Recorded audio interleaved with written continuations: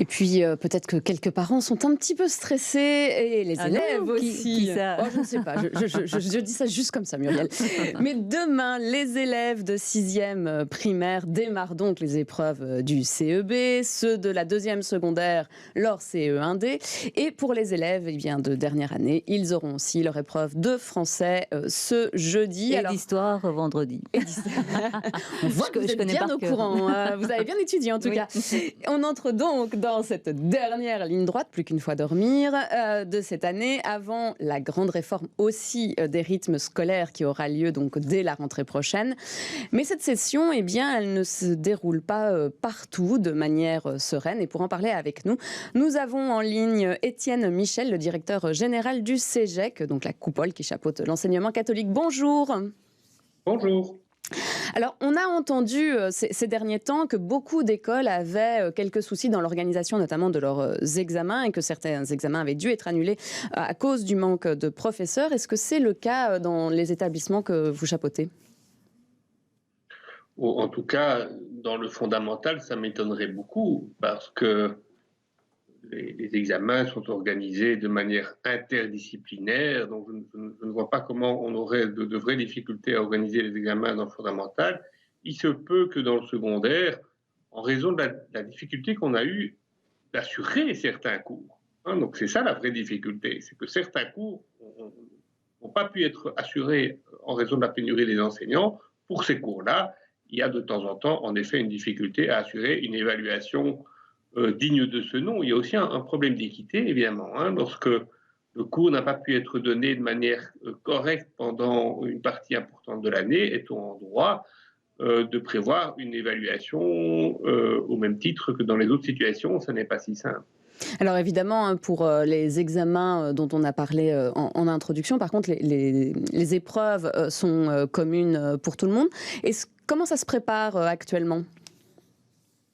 Ça se prépare plutôt bien. Je dirais le point d'attention auquel tout le monde réfléchit, c'est ce qui va se passer autour du 20 juin en raison d'une grève qui est annoncée.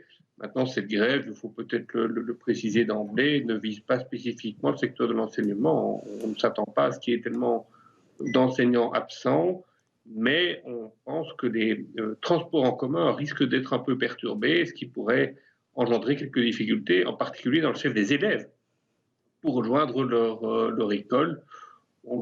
La ministre désire envoyer un message, je dirais, tout à fait raisonnable sur ce sujet, en invitant les conseils de classe, qui sont toujours souverains, à délibérer en conscience de cette situation.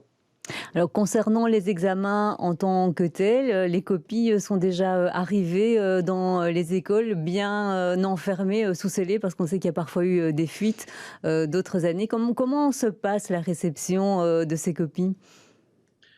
Je dirais, en général, pas de nouvelles, bonnes nouvelles. Donc, si nous n'entendons rien dans l'espace médiatique, c'est que tout se passe bien selon les procédures en vigueur.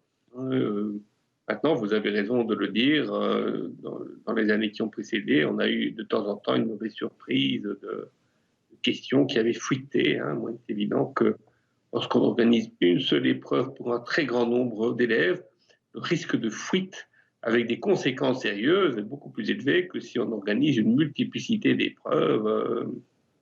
Voilà. Et pour vous, justement, ça veut dire qu'on doit aussi réviser la façon de faire ces examens. On a entendu ces derniers temps qu'avec, par exemple, avec le tronc commun donc, qui allait aller jusqu'à 15 ans, peut-être que le CEB ou le CE1D n'étaient plus des examens importants et qu'il allait falloir, pourquoi pas les supprimer. Oui. Pour être un tout petit peu polémique, il y a toujours des acteurs en communauté française qui militent pour la fin de toute forme d'évaluation, la fin de toute forme d'examen, et toutes les occasions sont bonnes à prendre pour aller dans ce sens-là.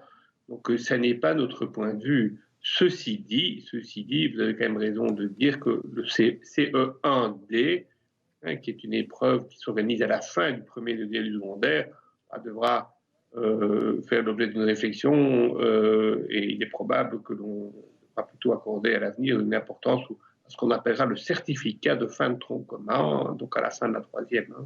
Mais donc pour vous, c'est important d'avoir à des moments clés de la scolarité des tests qui sont les mêmes pour tous les élèves de la Fédération Wallonie-Bruxelles pour avoir une idée quand même du niveau de ces élèves? Et ça a tout son sens. Je dirais, tout d'abord, il est essentiel que chaque élève, chaque parent puisse savoir où il en est, ou bien où elle en est. Donc ça, c'est le point de vue individuel. Mais du point de vue du système éducatif, je pense qu'il est indispensable qu'on ait une vision générale du niveau dans lequel se situe la Fédération Wallonie-Bruxelles. Il y a suffisamment de signaux d'alarme qui sont régulièrement tirés en raison du niveau de l'enseignement en Fédération Wallonie-Bruxelles pour que l'on continue bien sûr à organiser ce type d'épreuve. On l'a dit en introduction également, à la rentrée prochaine, il y a ce changement dans les rythmes scolaires. Ça pose aussi quelques problèmes dans l'organisation des deuxièmes sessions, notamment pour les écoles, parce que à partir de la rentrée prochaine, l'année académique en tout cas prochaine, on ne pourra plus faire ces examens pendant les vacances scolaires. Où en est la réflexion de votre côté? Oui, bon, il faut peut-être tout d'abord dire pour vos auditeurs qu'il n'y aura aucun changement à ce sujet-là pour la rentrée scolaire prochaine. Mais par contre, vous avez raison de dire qu'il y aura une évolution qui interviendra en raison du vote du décret sur les rythmes scolaires. Donc pour les années qui suivront, les deuxièmes sessions ne seront plus possibles pendant les vacances d'été, donc il faudra les organiser nécessairement dans les 5 jours qui suivent la rentrée. Voilà, ce sera comme ça. Ce qui va finalement repousser un petit peu la rentrée effective pour les vrais cours et pour les élèves qui n'ont pas d'examen de passage. Oui, mais ça c'est encore... Oui, il faudra un peu voir comment ça va se passer. Ce qui est sûr, c'est que tout cela... va surtout avoir pour effet de dissuader les écoles d'organiser des deuxièmes sessions. Il faut savoir qu'aujourd'hui, le nombre d'écoles qui organisent des deuxièmes sessions est déjà assez limité. Donc, c'est peut-être surtout de ce côté-là qu'un certain nombre d'évolutions vont avoir lieu. Et donc, ça veut dire une probable hausse du nombre de redoublements alors ? Nécessairement, parce que on essaye de promouvoir une sorte d'évaluation continue pendant l'année et de veiller à ce que la décision du mois de juin soit la plus pertinente possible, compte tenu des examens, mais aussi compte tenu de toutes les évaluations menées en cours d'année. Faut-il vraiment miser sur les vacances d'été pour que les élèves comblent les lacunes qu'ils n'ont pas pu combler pendant l'année? Nous sommes tous un peu sceptiques, sur ce qui peut être fait pendant les vacances. Oui, les cahiers de vacances, c'est pas toujours effectivement la panacée. Eh bien, écoutez, on va déjà souhaiter une bonne chance à tous les élèves qui vont commencer demain. On pense à eux. Et merci beaucoup, Étienne Michel, donc du CEGEC, d'avoir été notre invité. Bonne journée. Au revoir.